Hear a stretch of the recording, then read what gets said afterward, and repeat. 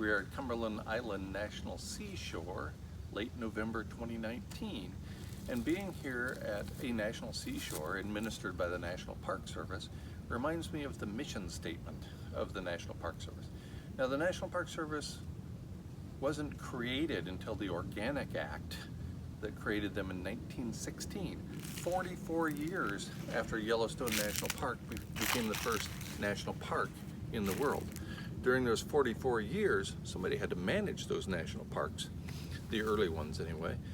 And for the most part in the United States, that included the United States Army, thus the uniforms the National Park Service employees wear today. And that's why they're called park rangers, because it wasn't just any branch of the U.S. Army, it was Army Rangers who managed the national parks. That's why we have campgrounds to herd people together into certain places, why we have campfires, because in the early days, people were just going out and camping in Yellowstone National Park and lighting fires wherever they wanted to. So the mission statement upon creation of the National Park Service in 1916 reads like this: to conserve the scenery and the natural and historic objects and the wildlife therein, and to provide for the enjoyment of the same in such manner and by such means as will leave them unimpaired for the enjoyment of future generations. Now, talk about a mixed message. The first part of that mission is to conserve the scenery and the natural and historic objects and the wildlife therein. The second part is to provide for the enjoyment of the same. Enjoying the same, enjoying the wildlife and the natural and historic objects within national park, by definition, destroys the natural and historic objects in that park.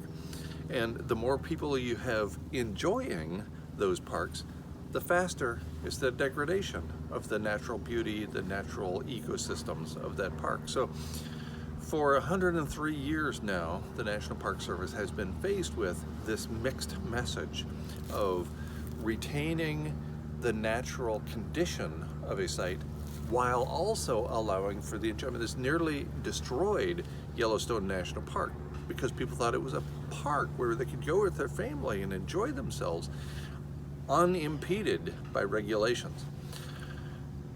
And so it's an interesting mission statement that speaks out of both sides of its mouth, so to speak, that says we need to preserve, to conserve this certain area and also provide for the enjoyment of this area for all the peoples. Well, you can't have both at the same time.